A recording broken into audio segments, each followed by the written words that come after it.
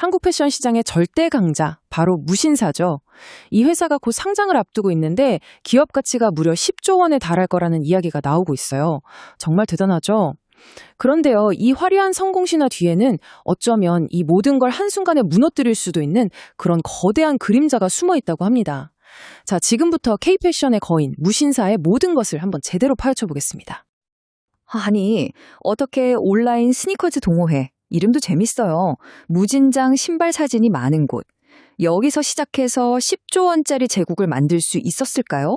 그리고 이 모든 게 정말 한순간에 무너져 내릴 수도 있는 걸까요?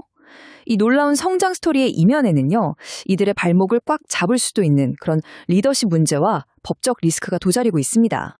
자, 그럼 먼저 무신사가 어떻게 지금의 이 자리까지 오게 됐는지 그 시작부터 한번 거슬러 올라가 보죠. 모든 위대한 이야기에는 아주 작은 시작점이 있기 마련이잖아요. 모든 건 2001년에 시작됐어요. 정말 스니커즈를 좋아하는 마니아들을 위한 작은 온라인 커뮤니티였죠. 그러다가 한 10년쯤 뒤에 법인으로 딱 전환하면서 본격적으로 사업에 뛰어들었고요. 그리고 마침내 2024년에는 매출이 1조 원을 훌쩍 넘는 말 그대로 거인이 됐습니다. 그리고 이제는 2026년에 10조 원 가치로 상장하겠다는 더 큰 목표를 향해서 달려가고 있는 거죠. 와, 20여 년 만에 정말 놀라운 도약입니다. 그럼 무신사는 돈을 어떻게 벌고 있을까요? 사업 구조를 뜯어보면요, 크게 세 가지로 나눌 수 있습니다. 첫째, 다른 브랜드들이 입점해서 물건 팔 때 받는 플랫폼 수수료, 이게 한 38% 정도 되고요. 둘째, 요즘 정말 인기 많죠? 자체 브랜드인 무신사 스탠다드 판매가 한 29% 정도. 그리고 마지막으로 해외 브랜드를 직접 들여와서 유통하는 사업이 30%를 차지합니다. 딱 보면 아시겠지만 어느 한쪽에 쏠려 있지 않고 수익 구조가 아주 탄탄하게 다각화되어 있다는 게 큰 특징이에요. 자, 그럼 이제 무신사가 시장에서 얼마나 압도적인 위치에 있는지, 그 성장세가 얼마나 막강한지 숫자로 직접 한번 확인해 보시죠. 경쟁사들하고 비교해 보면요, 그 차이가 정말 압도적입니다. 2024년을 기준으로 무신사 매출이 1조 2천억 원이 넘고 거래액은 무려 4조 5천억 원에 달해요. 2위 그룹인 에이블리나 지그재그, 이 둘을 합친 것보다도 훨씬 큰 규모입니다. 이래서 사람들이 그냥 1위가 아니라 원톱 체제다, 이렇게 부르는 거죠. 이 그래프를 보시면 그 규모 차이가 한눈에 확 들어오죠?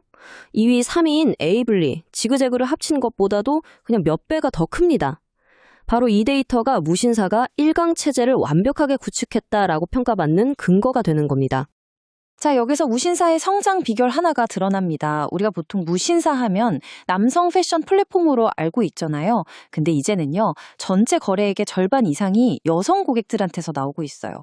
이게 무슨 말이냐면 남성 시장이라는 아주 확실한 기반 위에서 여성 시장까지 성공적으로 공략해냈다는 거죠.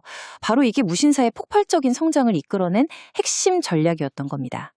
자, 그럼 이제부터는 조금 더 깊이 한번 들어가 볼게요. 지금까지는 성장 스토리를 봤다면 이제부터는 그 뒤에 숨어있는 숫자들, 특히 투자자들이 가장 궁금해할 만한 재무 상태를 집중적으로 뜯어보겠습니다. 이 표를 보시면요, 재무 상황이 정말 롤러코스터를 탔다는 걸 알 수 있어요. 2023년에 무신사가 86억 원의 영업 손실을 기록하면서 시장에 큰 충격을 줬거든요. 무신사가 적자라고? 다들 그랬죠. 하지만 이건 사실 성장을 위한 계획된 투자, 그러니까 리셀 플랫폼 솔드아웃 같은 데에 돈을 썼기 때문이었어요. 그리고 그 결과는 정확히 1년 뒤에 나타났습니다. 2024년에 매출 1조 원을 돌파함과 동시에 영업이익이 1,000억 원을 넘기면서 완벽하게 턴어라운드에 성공한 거죠. 근데 무신사 재무제표를 볼 때 꼭 알아야 할 개념이 하나 있어요. 바로 RCPS, 우리말로는 상환전환우선주라는 건데요. 말이 좀 어렵죠. 쉽게 설명해 드릴게요. 이건 뭐냐면 지금 당장은 회계장부상 갚아야 할 빚으로 잡혀요. 그런데 나중에 상장을 깍 하는 순간 마법처럼 회사의 자본으로 바뀌는 그런 투자금이에요. 바로 이것 때문에 무신사의 재무 상태가 실제보다 훨씬 나쁘게 보이는 일종의 착시 현상이 일어나는 겁니다. 바로 이 착시 현상이 이겁니다. 서류상으로만 보면 부채 비율이 무려 610%예요. 이 숫자만 딱 보면 와, 이 회사 위험한 거 아니야? 쉽죠? 하지만 방금 제가 설명드린 RCPS를 빚이 아니라 자본으로 다시 계산하면요. 실제 부채 비율은 133%까지 뚝 떨어집니다. 133%면 업계 평균이랑 비교해도 아주 건전하고 안정적인 수치거든요. 하지만 이렇게 잘 나가는 무신사라고 해서 문제가 없는 건 아닙니다. 그림자가 있어요.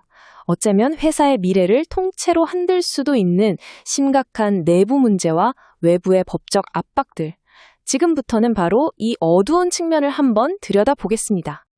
어린이집 짓는 것보다 그냥 벌금 내는 게 더 싸다. 이 한마디가 무신사가 안고 있는 평판 리스크를 아주 상징적으로 보여줍니다.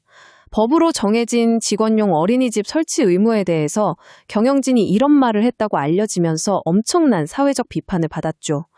이건 단순한 실수를 넘어서 효율성만 따지는 기업의 민낯을 그대로 보여준 사건이라는 평가까지 나왔습니다. 근데 리스크가 이게 다가 아닙니다. 논란 때문에 물러났던 창업자가 다시 돌아오면서 리더십에 대한 의문이 커지고 있고요. 공정거래위원회는 무신사가 시전 지배력을 남용했다. 소위 갑질을 했다는 혐의로 조사를 하고 있어요. 여기에 면접 갑질 논란다, 끊이지 않는 가품, 그러니까 짝퉁 논란까지 이 모든 문제들이 복합적으로 얽혀서 10조 원이라는 꿈에 짙은 그림자를 드리우고 있는 거죠. 자, 그렇다면 이 모든 리스크를 안고도 무신사는 과연 10조 원이라는 어마어마한 가치를 시장에서 인정받을 수 있을까요? 마지막으로 무신사의 미래 가치를 둘러싼 핵심적인 지문들을 한번 짚어보겠습니다. 10조 원. 정말 엄청난 돈이죠. 과연 시장이 이 가치를 인정해 줄까요? 그러려면요, 무신사는 지금까지 잘해온 것만으로는 부족해요. 앞으로 얼마나 더 성장할 수 있는지 그 가능성을 투자자들한테 확실하게 보여줘야만 합니다. 10조 원 가치를 만들기 위한 무신사의 성장 전략은 크게 3가지 축으로 볼 수 있습니다. 첫째, 무신사 스탠다드, 오프라인 매장을 더 늘려서 온라인뿐만 아니라 오프라인까지 완전히 장악하는 거고요. 둘째, K-패션의 인기를 등에 업고 일본, 동남아 같은 해외 시장으로 뻗어나가는 겁니다. 그리고 셋째, 그동안 쌓아온 엄청난 고객 데이터를 활용해서 제2, 제3의 무신사 스탠다드 같은 대박 브랜드를 또 만들어내는 거죠. 이 3가지 미션을 모두 성공적으로 해냈을 때 10조 원이라는 가치는 꿈이 아니라 현실이 될 수 있습니다. 결국 마지막 질문은 이걸로 귀결됩니다. 무신사는 압도적인 시장 지배력을 가진 K-패션의 거인일까요? 아니면 언제 터질지 모르는 내부 리스크를 잔뜩 안고 있는 위험한 도박일까요?